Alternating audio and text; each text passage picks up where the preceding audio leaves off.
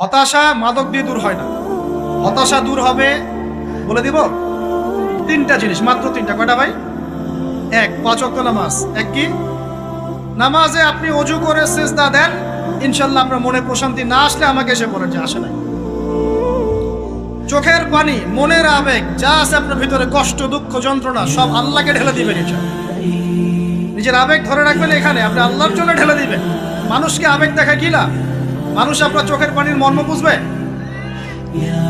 মানুষ কি মানুষের চোখের পানির মর্ম বোঝে? আপনার পিতা যদি মারা যায়, আমার কাছে এসে দোয়া চান, কান্নাকাটি করে, আমি দোয়া করতে পারবো, কিন্তু আমি কিন্তু আপনার ফিলিংসটা বুঝতে পারবো না। আপনার অনুভূতি কে বুঝতে পারবেন?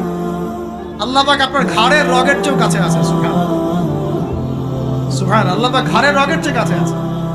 গতকালকে বাংলাদেশের একজন বরেণ্য আলেমের সাথে একটা কনফারেন্সে ছিলাম। উনি বলছিলেন যে এক ব্যক্তি, এটা শোনেন, এক ব্যক্তি খুব তার শখ যে তিনি সাহাবীদের মতো নামাজ পড়া শিখবেন। কথা বুঝতে পারছেন? সাহাবীদের মতো নামাজ শিখবেন। তো একজন বরেণ্য আলেমের কাছে এসেছেন, এসে বলছেন যে আমাকে সাহাবীদের মতো নামাজ শিখিয়ে দেন। তখন সেই আলেম আরেকজন আলেমের সন্ধান দিয়েছেন, যা তুমি তার কাছে যাও, তিনি শেখাবেন।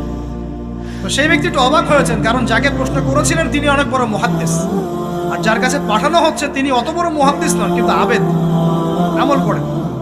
তাকে গিয়ে বলছেন উনি আমাকে পাঠিয়েছেন সাহাবীওয়ালা নামাজ শিখিয়ে দেন। তখন তিনি বলছেন ঠিক আছে, সুন্দর করে ওযু করে আসো, সুন্দর করে ওযু করে আসো। ওযু করার সময় খালি খেয়াল রাখবা যে আমি ওযু করছি শুধু আল্লাহর সন্তুষ্টির জন্য। কি খেয়াল রাখবেন? ওযু করছি শুধু আল্লাহকে রাজি খুশি করার জন্য ওযু করছে, আর কোনো উদ্দেশ্য নয় আমার। ওযু করতে যাচ্ছে, তিনি আবার বলছেন দাঁড়াও, শুধু আল্লাহকে রাজি খুশি করার জন্য ওযু করো। আবার শুরু করছেন, আবার বলছেন শোনো, শুধু আল্লাহকে রাজি খুশি করার জন্য ওযু করো। এভাবে বলতেই আছেন, নামাজে দাঁড়িয়ে আছেন, দাঁড়ানোর আগে বলছেন শোনো, শুধু আল্লাহকে রাজি খুশি করার জন্য নামাজ পড়ো। বলতেই আছেন। এক পর্যায়ে সে ব্যক্তি নামাজ শুরু করলো, নামাজে মনোযোগ এদিক ওদিকে যায়, আর তার মাথায় এটা আসে, এই শুধু আল্লাহকে রাজি খুশি করার জন্য আমাকে নামাজ পড়তে হবে, শুধু আল্লাহকে রাজি খুশি করার জন্য নামাজ পড়তে হবে। এই চিন্তা তার মনের মধ্যে ঘুরপাক খাচ্ছে। এভাবে নামাজটা সে শেষ করেছে। শেষ করে চিন্তা করছে যে নামাজ তো পুরোপুরি মনোযোগ দিতে পারলাম না। বারবার মাথার মধ্যে এরকম চিন্তা আসছে, আল্লাহ আমাকে তুমি মাফ করে দাও, নামাজটা আমার মনে হলো না ঠিক মতো।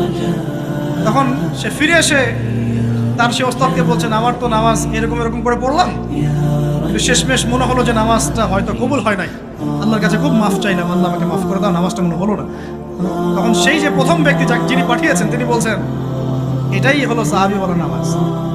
তারা আল্লাহকে রাজি খুশি করার জন্য নামাজ পড়তেন, নামাজ শেষ করে আল্লাহর কাছে ইস্তেগফার করতেন, আল্লাহ কিছুই হলো না। আমার কথা কি বুঝতে পারছেন? অতএব আল্লাহকে রাজি খুশি করার জন্য আপনি আপনার আবেগ, আপনার ইবাদত সব ফেলে দিবেন, অন্য কারো কাছে কিছু পাওয়ার আশা করুন। অতএব নামাজ আপনার মাদকের দিকে যাওয়া লাগবে না, নামাজই আপনার হতাশা দূর করে দেবে ইনশাআল্লাহ।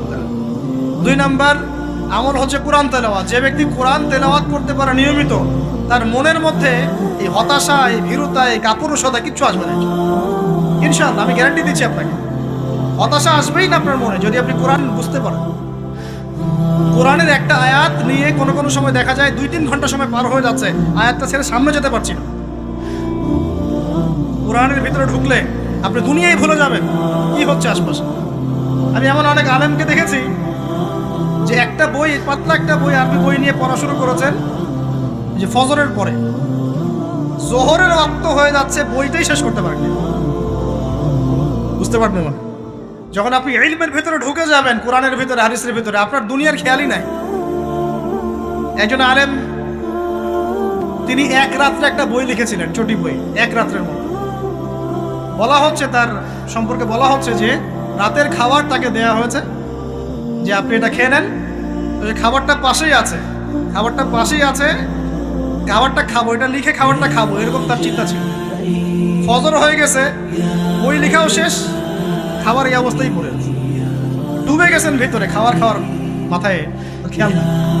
এরকম হয়। একজন মনীষী, বিখ্যাত মনীষী, রিয়াদুস সালেহীন কিতাবের রাইটার, সংকলক আল্লামা নববী রাহিমাহুল্লাহ, এরকম সারা রাত চলে গেছে, পাশে 2টা খেজুর, ওই 2টা খেজুর খাওয়ারই সময় পান।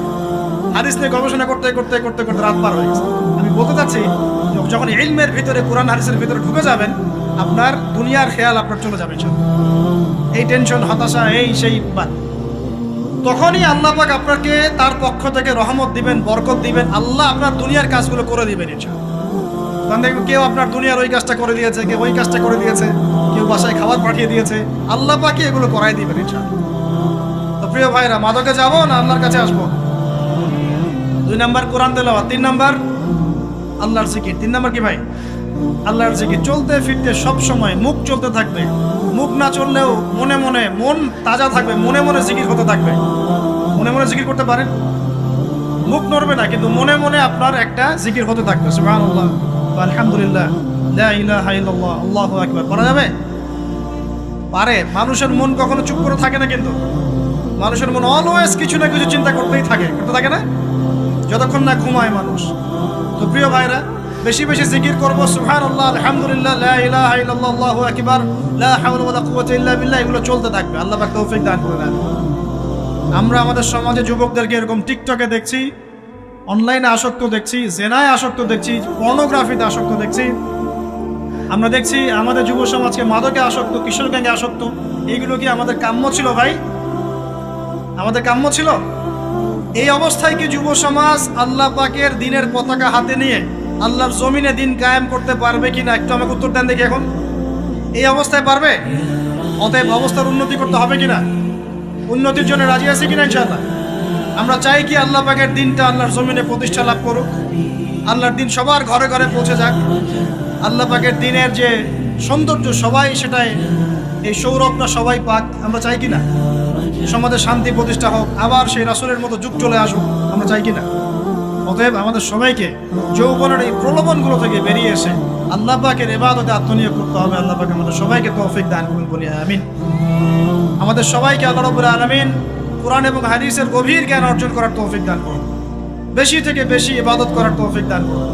আল্লাহ পাক সবাইকে হারাম সমস্ত রিজিক থেকে বাঁচিয়ে রাখুন, জেনা, ব্যভিচার এবং নারীর ফিতনা, মাদক থেকে আল্লাহ বাঁচিয়ে রাখুন।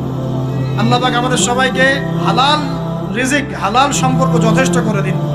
আল্লাহ পাক আমাদের সবাইকে যেন দিনের দাওয়াতের মেহনত করার তৌফিক দান করেন এবং আলেম ওলামার সাথে পরামর্শ করে দিন শেখার এবং বোঝার তৌফিক দান করেন। আর লেকচার শেষ করার আগে দুটো বিষয় বলে শেষ